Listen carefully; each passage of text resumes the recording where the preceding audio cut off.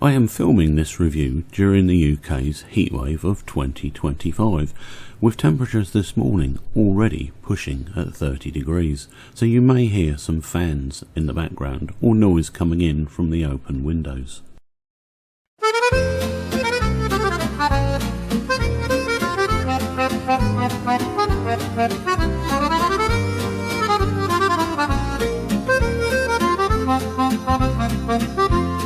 Good morning.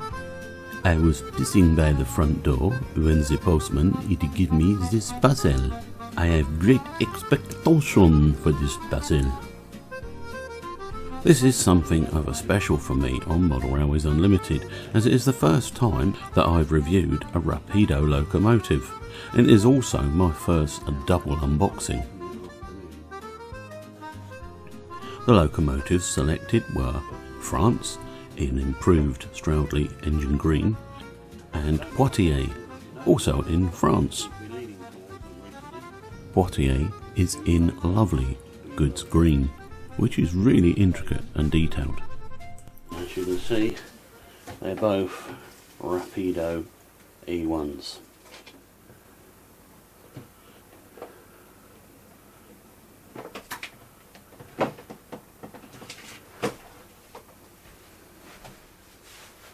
So we've opened the first box and we have a little owner's manual inside. Just a very brief look. Thank you for choosing this model. A bit of history about the locos, which is really cool, useful. Running in, every model needs a running in period. Way to fit the pieces, that's good. Keeper plate removal, servicing.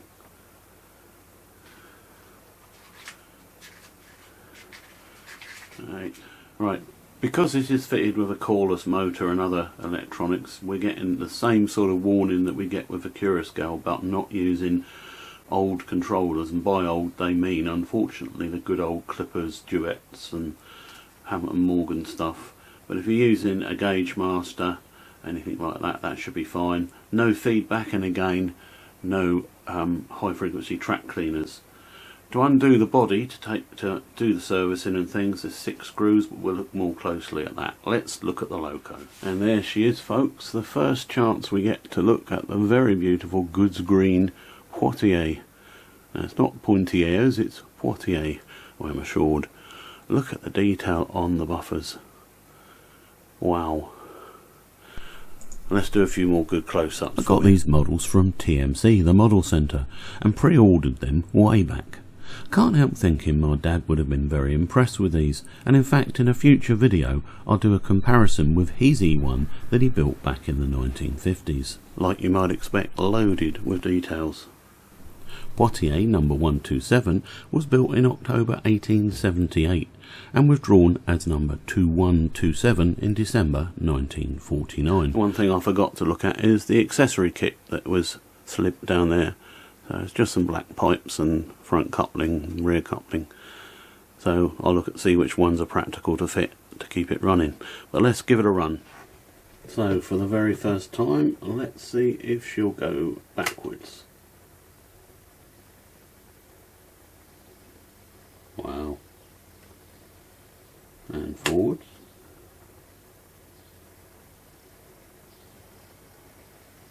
Don't forget, not run in.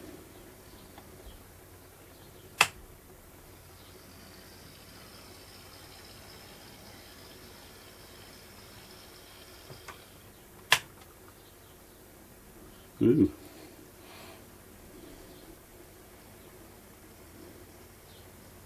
Something I've just noticed is the cab detail. Let's see if I can get you a close-up. I trust you'll see in that. And I think I noticed that it's got a firebox glow as well. I don't know if we'll see it. Yes, it is in there. I'll have to try a different angle for that. So it's now time to get her sister out of the box and see what we've got in there. Hopefully it will be just as good. I'm sure it will be. You can skip looking at the manual because we've done that. Oh, right, let me get her out properly. Number 145, named France, was built in October 1880 and withdrawn as 32145 in June 1951. So everybody, meet France. There's definitely a French feel to this video. Again, absolutely beautiful. Oh wow. Rapido's done well, I hope. We haven't tested them properly yet, of course. Let's get this one on the track and have a try as well. So, first ever try of France. And if anything, more silky. You know, a lot of people are saying these look just like terriers. Clearly there's going to be a family resemblance, but no, they've got their own character, I think.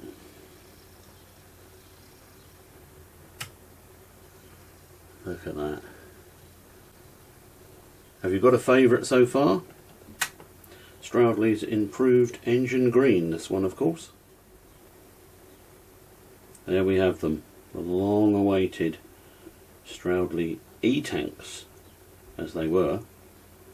They became known as E1s once D.E. Marsh got to play with them, but E tanks originally, and then somewhat later black tanks.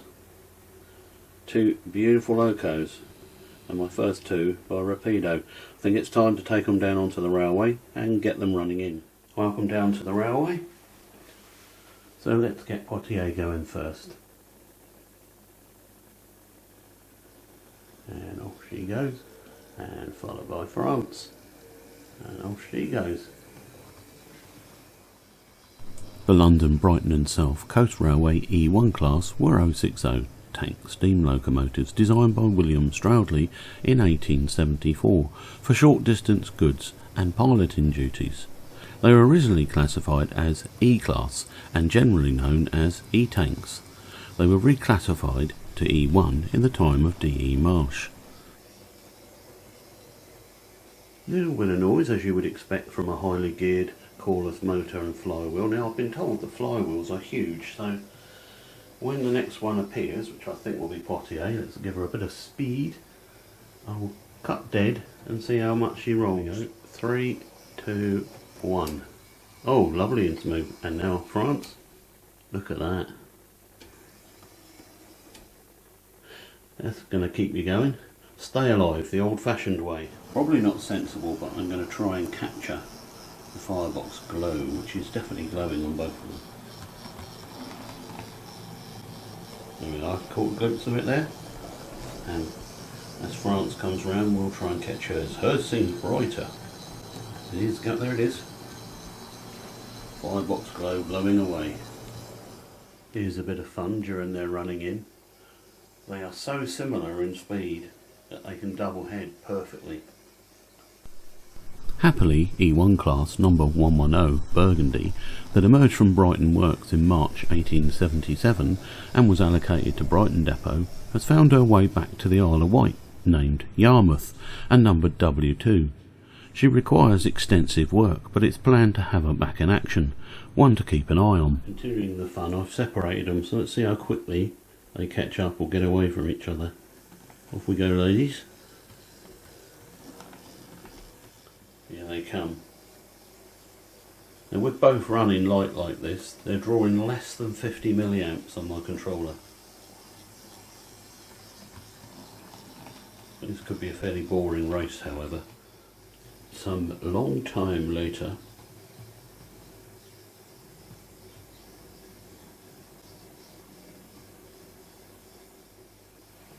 Even more time later.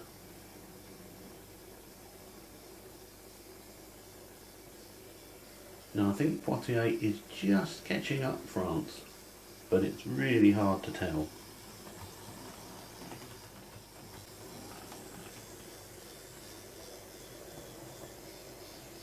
Now there is some mechanism noise.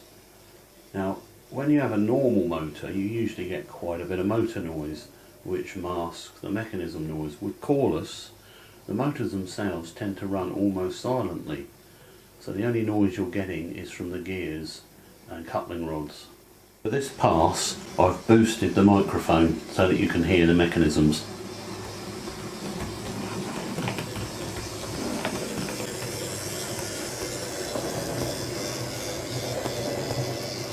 Not too bad, is it really? And that's two, don't forget, working together.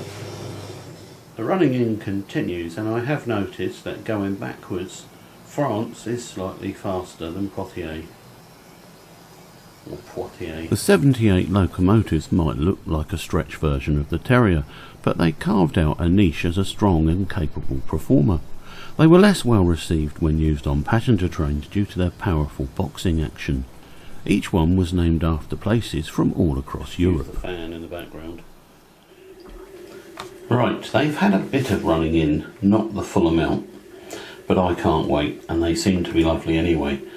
Now I'm going to amplify the audio on this video so as you've got every chance of hearing what they sound like.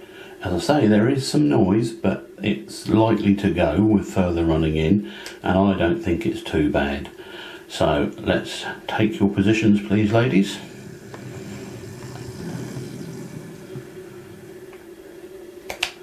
And action.